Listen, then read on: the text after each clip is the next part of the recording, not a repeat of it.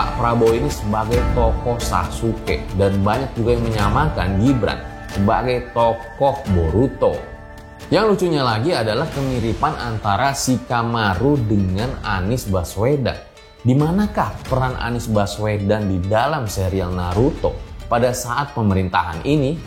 Terlalu banyak kemiripan di serial Naruto dengan yang terjadi dalam pemerintahan di Indonesia. Apakah ini sebuah kebetulan semata? Atau jangan-jangan ini ramalan Jayabaya versi Jepangnya?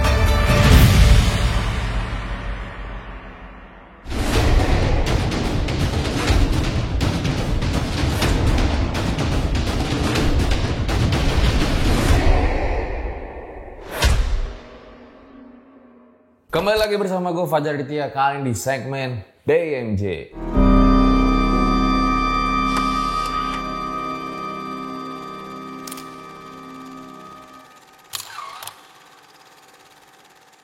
Jadi guys, kemarin itu kan presiden kita baru aja berganti dari Pak Jokowi menjadi Pak Prabowo. Nah, harapan gue semoga Indonesia jadi makin lebih maju lagi. Nah, pergantian itu ternyata nggak luput juga dari analisa-analisa politik yang langsung bertebaran di sosial media. Ada yang bahas tentang ramalan, ada yang bahas juga tentang harapan-harapan pemerintahan Prabowo dan Gibran di 5 tahun ke depan. Nah, kita sebagai pecinta Naruto langsung mikir dan bertanya-tanya, terus kemiripan antara serial Naruto dengan Indonesia masih ada apa enggak? Karena kan dulu itu banyak banget ya kemiripan-kemiripan antara serial Naruto dan juga Indonesia. Apakah nantinya masih sama atau berubah semenjak Prabowo menjadi presiden ke-8? Karena Pak Prabowo ini kan dulu sering dikait-kaitkan dengan tokoh Sasuke. Di mana Sasuke ini kan merupakan rival dari Naruto. Dan Pak Prabowo itu kita ketahui rival 2 kali pas Pilpres kemarin bersama Pak Jokowi. Yang akhirnya Pak Prabowo itu malah masuk dan membantu pemerintahan Pak Jokowi. Nah, begitu juga dengan Sasuke yang membantu ketika Naruto menjadi Hokage ke-7. Bahkan nih, ada juga yang menyebutkan kalau Naruto itu sebetulnya berasal dari Naruto. Dan kepanjangannya Naruto Shippuden itu berasal dari Naruto Saripudin. Dan kalian tahu kan Naruto itu suka makan ramen. Nah, ternyata itu juga terinspirasi katanya dari bakso Pak Naruto. Sebetulnya siapakah Pak Naruto yang dimaksud ini? Bagaimana gambaran sepak terjang pemerintahan Prabowo Gibran bila kita kaitkan dengan cerita serial di Naruto? Langsung aja kita mulai.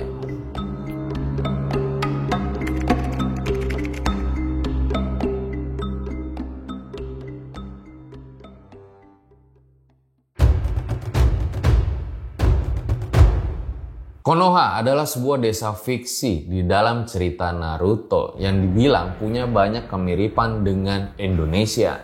Kemiripan yang entah disengaja, kebetulan atau bagaimana. Yang pertama kemiripannya adalah di mana desa Konoha itu kan terdiri dari beberapa klan yang tergabung di dalamnya.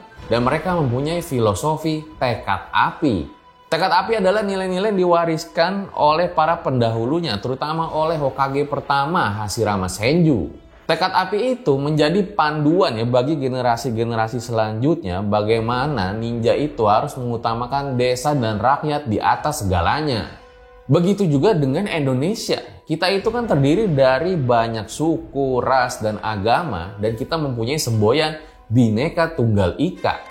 Walaupun kita berbeda-beda, tapi kita tetap satu jua. Kemiripan lainnya adalah persamaan antara Hokage dengan para pemimpin di Indonesia. Yang pertama adalah Hashirama Senju, Hokage pertama dengan Bung Karno sebagai presiden pertama Indonesia.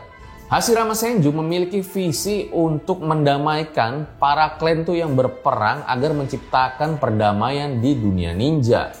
Ia berupaya untuk membangun desa Konoha agar dapat menjadi contoh perdamaian bagi desa-desa lainnya.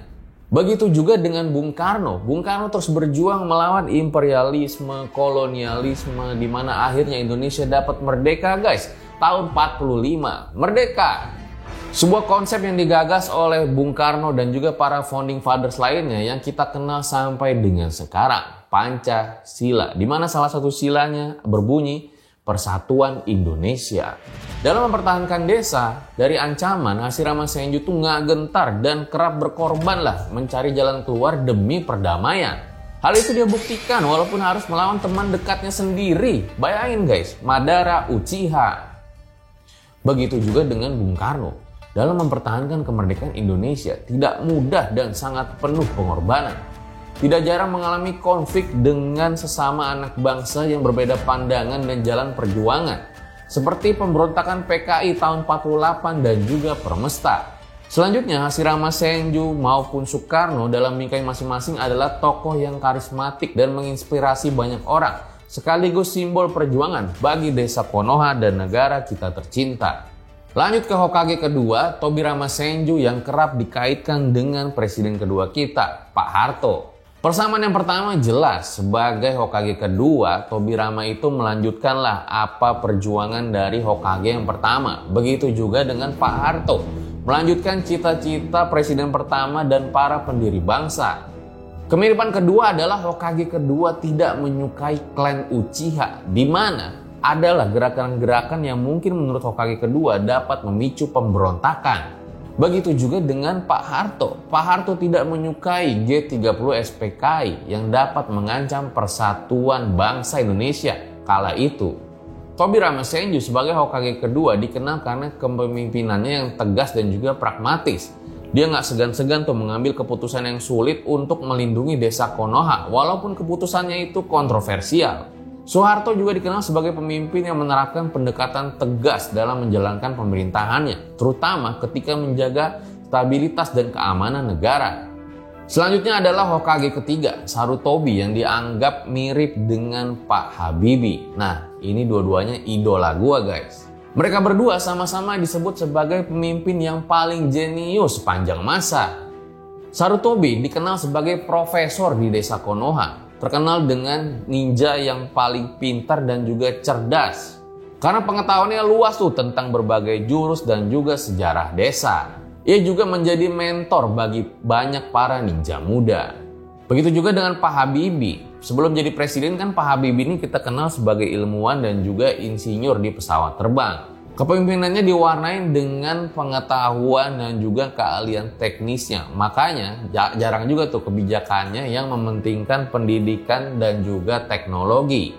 Bahkan Pak Habibie dulu sempat menciptakan teori crack di dalam dunia penerbangan. Luar biasa bukan? Keduanya juga memimpin pada masa transisi. Sarutobi jadi Hokage pada masa yang berbeda. Pertama saat dia gantiin Hokage kedua setelah Perang Dunia Ninja pertama. Kemudian dia kembali jadi Hokage setelah kematian Hokage keempat, Minato. Pada kedua masa itu, Sarutobi memimpin Konoha di masa transisi dan berusaha menjaga stabilitas desa. Sementara Pak Habibie menjadi presiden Indonesia dikala lagi sulit-sulitnya tuh setelah lengsernya Pak Harto tahun 98. Indonesia baru saja mengalami krisis ekonomi dan politik. Sebagai pemimpin transisi, Pak Habibie berusaha membawa perubahan dan memulihkan kestabilan negara.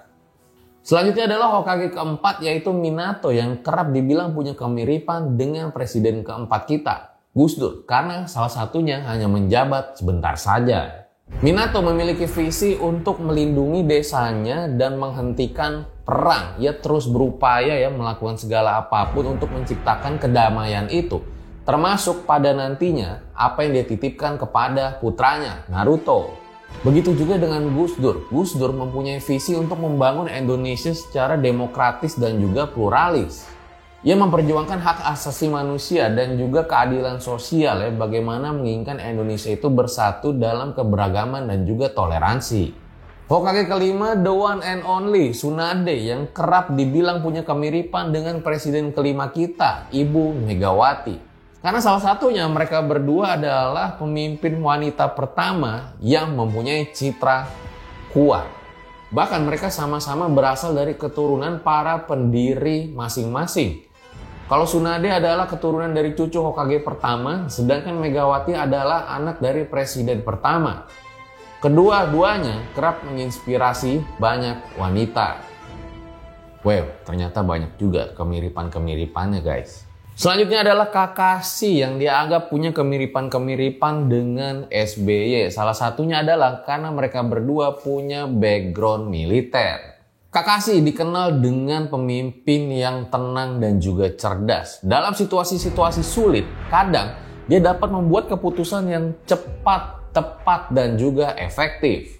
Begitu juga dengan Pak SBY. Pak SBY itu terkenal dengan kepemimpinannya yang tenang, dan ketika mengambil sebuah keputusan yang sulit, biasanya Pak SBY itu juga melakukan sebuah analisa yang mendalam untuk menjaga stabilitas nasional. Kakashi sebagai pemimpin tim 7 percaya bahwa keberhasilan itu gak hanya ditentukan oleh individu, tapi kerjasama tim. Dia mengajarkan tuh pentingnya kolaborasi dan saling mendukung di antara anggota tim. Bahkan ada quotes terkenal dari Kakashi. Dalam dunia ninja, mereka yang melanggar aturan adalah sampah. Tapi mereka yang meninggalkan teman-teman mereka itu lebih buruk daripada sampah. Sementara Pak SBY dalam kepemimpinannya kerap mendorong kerjasama antar lembaga dan partai politik untuk mencapai tujuan bersama. Ia percaya bahwa kolaborasi adalah kunci untuk membangun bangsa yang lebih baik. Nah, selanjutnya adalah kemiripan antara Naruto sebagai Hokage ke-7 dengan Pak Jokowi sebagai Presiden ke-7. Kemiripan pertama adalah masa lalu mereka berdua yang cukup sederhana. Dalam satu episode, Naruto itu bahkan sempat tidak memiliki uang untuk makan ramen. Begitu juga dengan Pak Jokowi yang berasal dari latar belakang keluarga yang sederhana. Dulu gue sempat dengar cerita beliau bahwa beliau itu sempat digusur rumahnya. Tidak banyak juga yang menduga kemunculan pertama kali Pak Jokowi itu akan membawa dirinya sampai menjadi presiden ke-7. Bahkan setelah menjadi presiden ke-7, tampilan dari Pak Jokowi yang bisa kita lihat kemeja putih dengan celana hitamnya itu menunjukkan bahwa dirinya adalah profil yang sederhana. Dalam ceritanya Naruto mempunyai 3 orang anak, sebuah kebetulan bukan? Begitu juga dengan kisah nyata dari Pak Jokowi yang mempunyai 3 orang anak. Kemiripan lainnya adalah Naruto yang mempunyai Kyuubi dengan wujud rubah ekor 9 sebagai pelindungnya. Begitu juga dengan Pak Jokowi yang dulu mempunyai PDI sebagai kendaraan politiknya yang mempunyai simbol banteng. Nah, Kyuubi sama banteng itu mirip apa enggak kalau menurut kalian guys? Boleh banget komen di bawah. Selanjutnya ada presiden kita yang baru terpilih guys, yaitu Pak Prabowo. Banyak yang mengaitkan Pak Prabowo ini dengan karakter Sasuke di Naruto. Walaupun Sasuke ini belum menjadi Hokage ya di cerita Naruto, tapi siapa tahu nantinya nggak ada yang tahu juga kalau Sasuke itu bisa jadi Hokage. Nah, inilah kemiripan-kemiripan Pak Prabowo dengan Sasuke. Latar belakang keluarga yang kuat. Prabowo berasal dari keluarga yang memiliki latar belakang militer dan juga politik. Ayahnya, Sumitro, adalah seorang yang memberikan pengaruh besar dalam kehidupan dan karirnya. Sedangkan Sasuke berasal dari klan Uchiha yang terkenal dan kuat di Konoha. Latar belakangnya sebagai anggota klan dihormati memberikan ekspektasi besar bagi dirinya untuk menjadi kuat dan berhasil. Pak Prabowo dikenal sebagai sosok yang berani dan tegas. Pak Prabowo menghadapi berbagai tantangan tuh di militer, karir politik, tapi dia tidak takut untuk mengambil resiko demi mencapai tujuannya. Begitu juga dengan Sasuke. Sasuke memiliki keberanian yang luar biasa dalam menghadapi berbagai musuh yang kuat, termasuk anggota organisasi Akatsuki. Dan pada akhirnya saudaranya sendiri yaitu Itachi. Dia berusaha lah untuk mengatasi rintangan-rintangan untuk mencapai kekuatan yang lebih kuat. Sasuke memiliki hubungan yang sangat rumit dengan saudaranya Itachi dan juga teman-temannya termasuk Naruto dan Sakura. Konflik emosional dan perbedaan tujuan seringkali mempengaruhi interaksinya dengan orang-orang terdekatnya. Pak Prabowo juga memiliki hubungan yang rumit dengan beberapa anggota keluarganya, kerabat, serta rekan politiknya. Tidak menutup kemungkinan juga terjadi konflik dalam karir militer serta politiknya. Walaupun begitu, gue salut ya dengan karakter Sasuke ini di Naruto. Dan gue juga salut dengan Pak Prabowo dalam pengetahuan serta karirnya di bidang militer di Indonesia. Nah, setelah pemimpin-pemimpin Indonesia tadi guys, ternyata ada juga nih tokoh-tokoh yang disamakan dengan karakter di Naruto. Salah satunya adalah Shikamaru yang disamakan dengan Pak Anies Baswedan. Shikamaru dikenal sebagai ninja yang cerdas dan dia tuh punya strategi-strategi jitu lah dalam sebuah permasalahan. Ia seringkali mengandalkan pemikirannya tuh untuk menghadapi lawan-lawan yang sulit.